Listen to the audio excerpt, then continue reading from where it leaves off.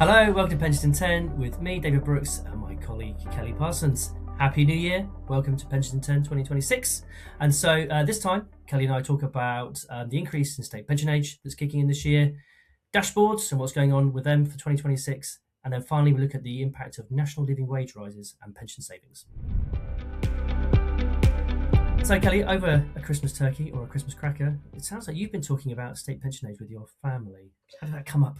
Yeah, I was just doing a little bit of what's going on in the press, and just talking to the husband and the kids over the table a couple of nights ago, and I just asked about what age is state pension age, and kids had zero clue. They thought 45 was ancient, and my husband said 65. He doesn't work in pensions. I thought it was quite interesting. And actually, it has been noted in the press recently over the last couple of days that actually the state pension is going up this year as of April this year. So going up from 66 to 67. It's a gradual process over a couple of years. And depending on what month you're born over that period of time will depend on when you actually do get your state pension. So you could be 66 in a couple of months, or all the way through to the next couple of years, you'll be 67 when you eventually get your state pension. But I find it quite not entertaining, but kids were entertaining when they said 45 was really old and you should be getting your pension and retiring. But my husband was, he thought it was still 65. So it's quite useful that it is being promoted and talked about. And, does that actually leave, is it important for employers or whoever to be kind of reminding employees that state pension age isn't any longer 65? And that also actually a lot of pension schemes are still written to 65 on the DC side of things. So they are starting to shift that. Some of them, like the People's Pension, have changed it, and they're at 66 now, but there's still a lot of DC pension schemes that are set at 65. So yeah, that's quite interesting to hear about and know about. Yeah, definitely interesting. Yeah, I think it's in the sort of context of state pension age rises in general. We've seen negative headlines around the state equalisation, state pension equalisation with the WASPy women and things like that. So it's important that people are aware that this does change and will affect people born. When was it, in the early 60s? I think we're talking about now. Yeah, so that's right, yeah. So if you're born in that period, then it's definitely something to know about. If you're past the 67 age, which I am, I don't have to worry about it for now. It's 67 and that's that. But yeah, if you're in this 2-year window now, it won't be a nice round number. It will be 67, 66, and something. Yeah. So yeah, definitely well worth checking out, and we should definitely be including that in member comms to newsletters over the next year or so to make sure people are aware of that change. Yeah. Yeah, absolutely agreed. That's really important to do. Yeah, comms and letting employees know, because some might be thinking still, it's 66 and they're planning on retiring. It's like, well, actually, I've got another 6 months before I do actually get my state pension. So yeah, really important to do. Yeah. So David, tell me a little bit about what's going on with the pension dashboard. I think we're all really excited. It's been a long time in the making. So what's going on at the moment? Yeah, I think dashboard is hugely important, and 2026 feels like a bit like the year of the dashboard for many providers anyway, because it's the connection deadline is in October, so all schemes that legislated to be connected have to connect by then. So it's going to be a pretty busy year. In Broadstone book of business, we've got lots of schemes, lots of smaller DB schemes, so they'll be connecting over the summer. So it's going to be a very busy time. But also it's a very busy time for the PDP and DWP as they're building this thing and trying to make it work. So there's a number of things happened towards the end of the year. So there was an update from Chris Curry. He gave a video of how things are going.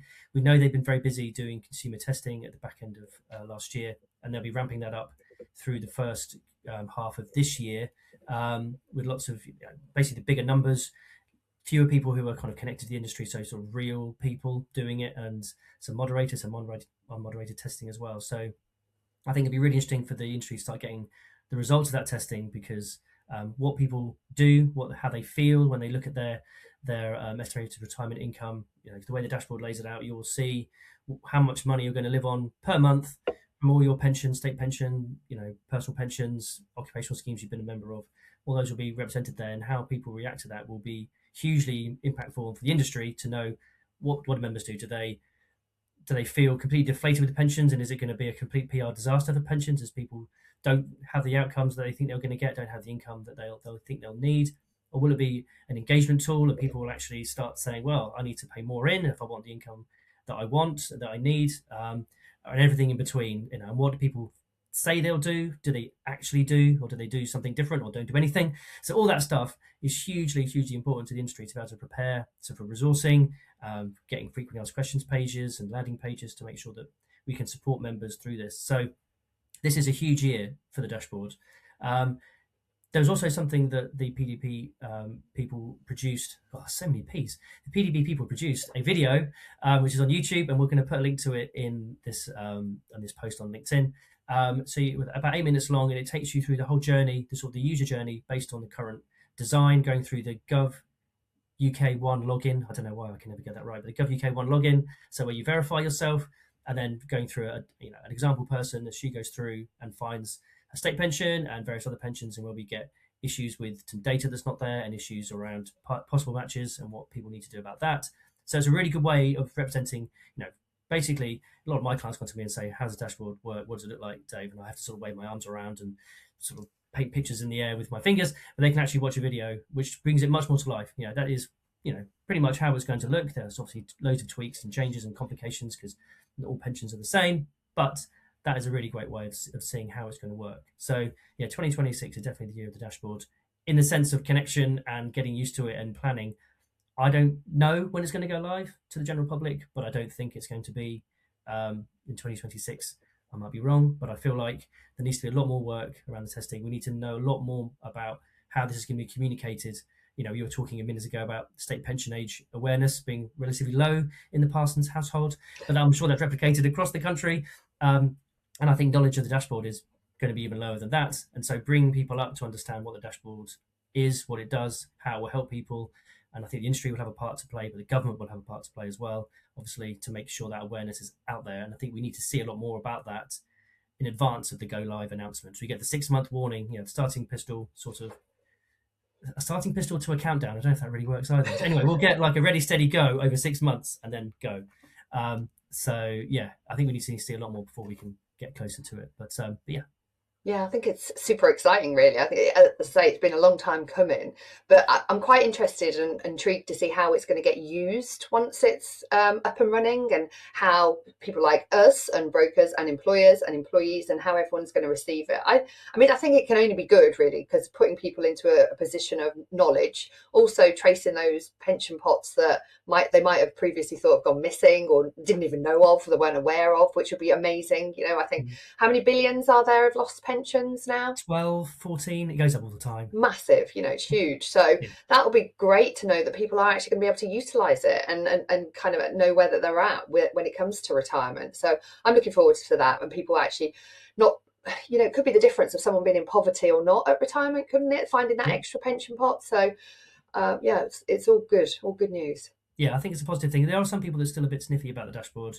Yes, it's not perfect, and no one's ever say it's going to be, and it may not be perfect for a long time. It might be we launch something, it doesn't quite work in certain areas, there's certain bits need to be tweaked. Fine. Well, let's just launch it and let's find out what like you say, what do people actually do? What do people want to be on there? That would be the thing. That's how it's going to iterate and change over the next few years. I think that's the learning. Yeah. And actually launching it sooner rather than later feels to me the better thing, even if it's not quite perfect. Just let's get on with it. I agree. Absolutely. Yeah. Okay, Kelly, you spotted something that was in the press just before Christmas that Stands Alive had been looking at how the national living wage actually impacts auto-enrolment and engagement with pensions. So what did you spot? Yeah, absolutely. I think it's quite interesting, actually. So somebody who's working just 2 days a week, so 15 hours, let's say, will actually now potentially get auto-enrolled. So they're going to be hitting that threshold of £10,000, which I think could be positive in many respects, thinking about lots of people who may do more than one job. So particularly maybe women, and think about gender pension gap and things like that.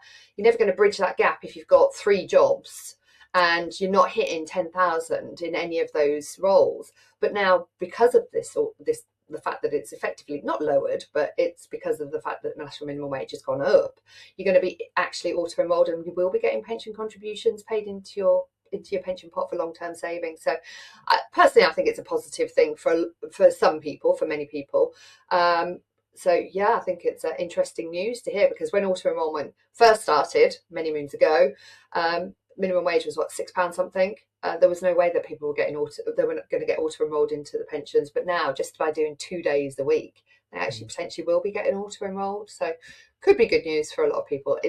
But there we go. Yeah, no, that is really interesting. The way that sort of the way the freezing of the threshold has gradually, Mm. as you say, that stayed the same, and income is gradually going up, which means that more people are going in. We know obviously the Pension Commission are looking into the way pensions work for low earners. So I suppose you have that thing, and I appreciate the point you're making about people with multiple Mhm. part-time jobs Yeah. would potentially miss out and now go more likely to be included. And I think that's great. And then there's the gender pension gap as well, which could be addressed by this.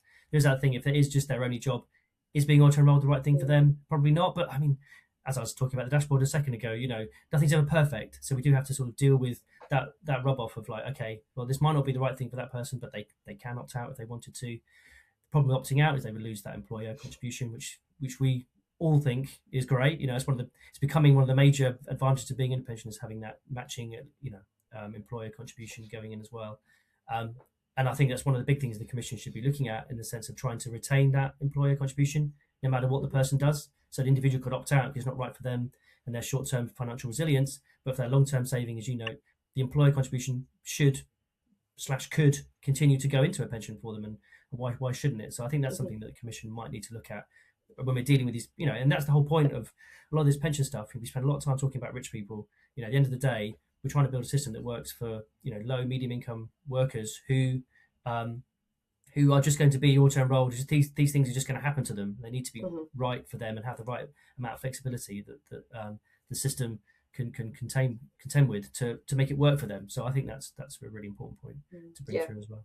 Yeah, like you say, people can opt out if they need to or want to, but it would be great if an employer had to, no matter what. So, yeah, I quite like that idea. So, yeah, pass that on. Get them to do that. Thank you for joining us this week for Pensions in 10. We hope you found that useful. Obviously, a relatively quiet period over Christmas and the New Year, but we know it's going to be a big year for pensions. So join me each week and a guest from Broadstone as we talk through the big issues of the day. If you want to get updated, then do keep an eye on our LinkedIn page, or if you want to subscribe, you can do that via our website and you will get the videos dropping into your inbox so you never need to remember. Okay, see you again soon. Thanks.